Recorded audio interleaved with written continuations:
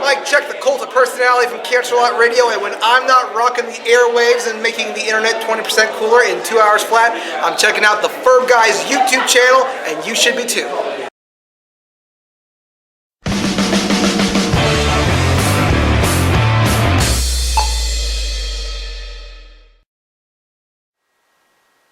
Welcome back. 3-week hiatus kept you occupied long enough for you to watch all 99 episodes? I hope so. I've memorized all the episodes, so I didn't need to rewatch all of them. Sort of odd to me that way. But anyways, the 100th episode is literally focused on the background ponies in this week's episode, Slice of Life. And it's surprising. Like, it's really surprising to see this reach up to 100 episodes.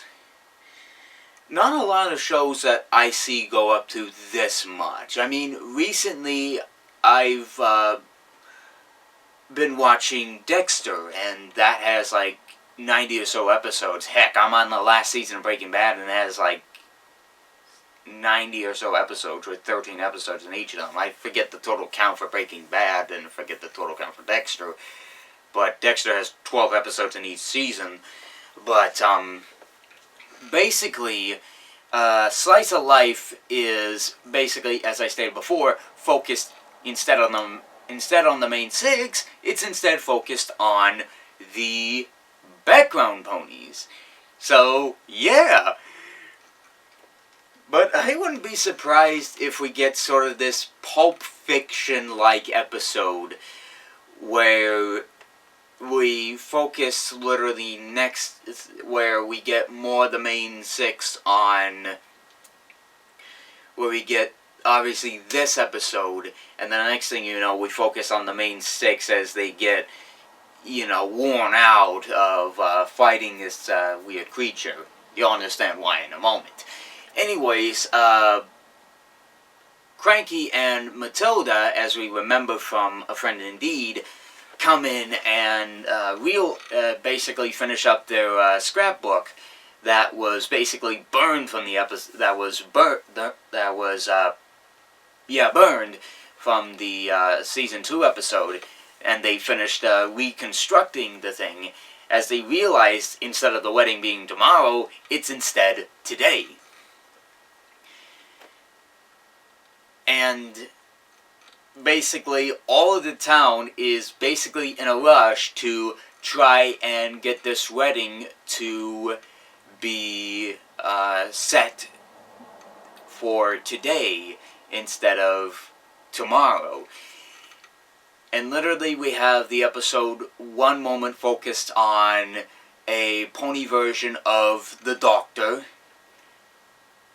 more practically David Tennant, which I still yet to see David Tennant. I'm still on Christopher Wilkinson's episodes.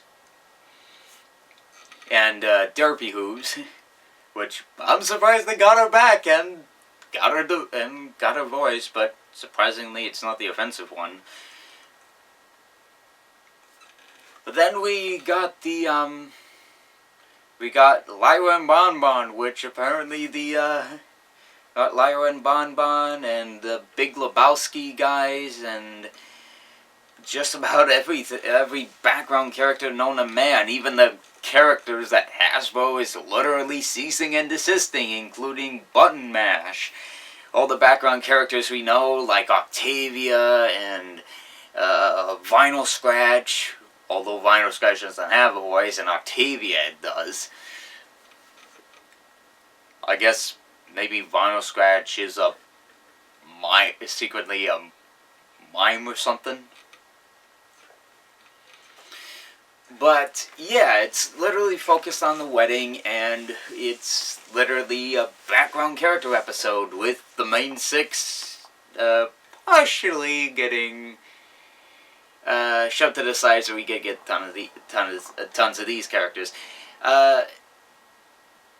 Yeah, so the initial opinions on the episode. It is hilarious and bouncy and just literally all over the place. I mean, literally since the 3-week hiatus, and probably the week I headed to Everfree Northwest, the week that it should have premiered instead of MLP MSP, which obviously if you're watching this at the convent, which if you're at the convent, if you were at MLP MSP and you were seeing the episode, congrats to you. I wish I was there. I mean, you see me ramble on last week's episode how I wish that the Discovery family could have made, like, that, obviously with the big crowds at Everfree, that would have been, like, caught the attention of Discovery, that could have been, like, the chance they could have aired the 100th episode there. But had a 3-week hiatus that basically killed it. So there's so many things I could basically tell you about. There's like the doctor that's trying to do many things. There's him trying to fix up his suit, and he winds up coming across the Big Lebowski ponies from the Cutie Pox, which the John Goodman pony and the forget the other one, but they don't talk. But the Jeff Bridges pony, the Jeff Bridges Big Lebowski pony talks. It winds up creating these weird flower-like fireworks that Derpy decides to create.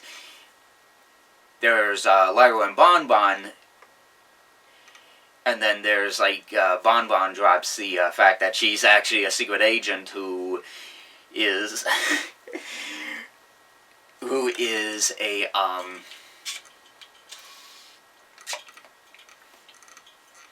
a secret agent who is after this creature who escaped from TARDIS that the main six are fighting over. But yeah, again, I wouldn't be surprised if there was like a Pulp Fiction episode, like in season 3. And then there's another episode, and then there's a part of the episode where both Vinyl Scratch and Octavia are literally having a little bit of a composition between each other on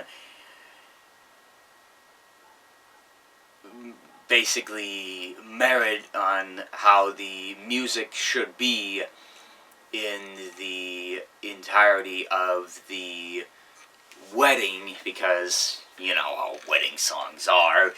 And basically it presents itself in this odd style, in this remix, and what is it? Forget the name of the instruments, gosh darn it. I think it's a cello, and he winds up creating this very interesting style of remix that I actually did get down to. And they wind up basically racing over to the wedding while grabbing a bunch of background characters, and wind up on the way grabbing a bunch of characters to the wedding. And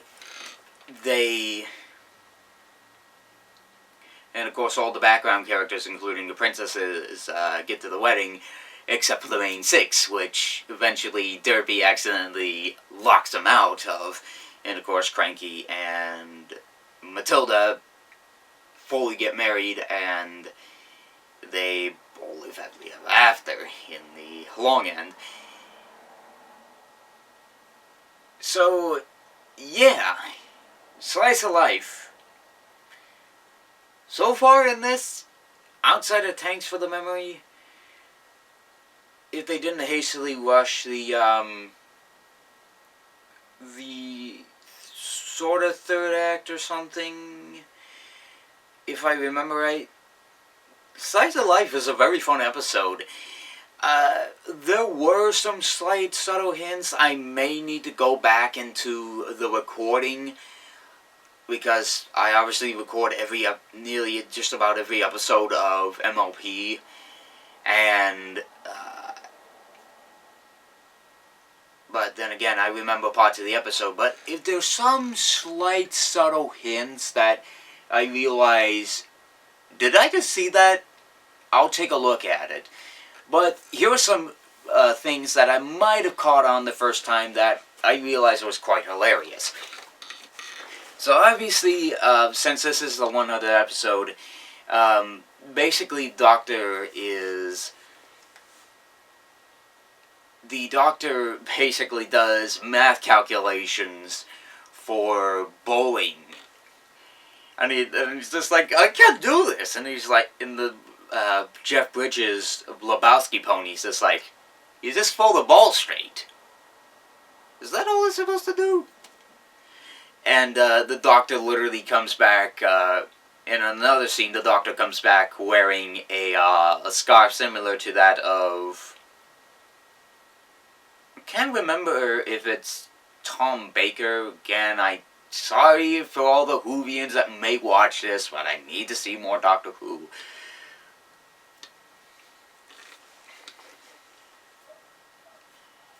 And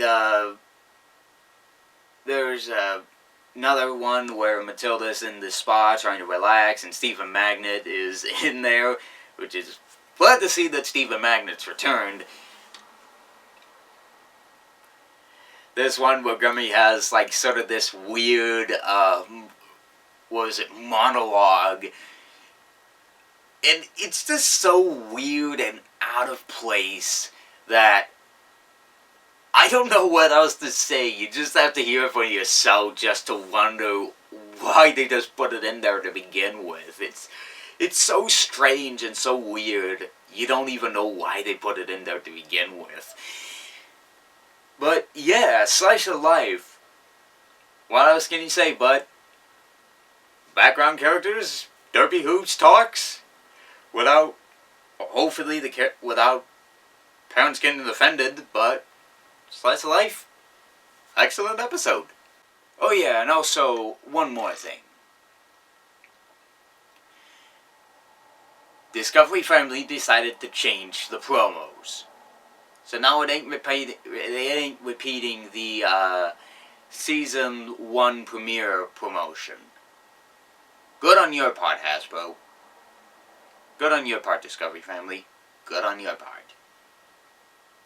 But see you guys next week for the new episode. I don't know what the new episode is because I obviously shut off my box before I could figure out what the new episode is, but see you guys there.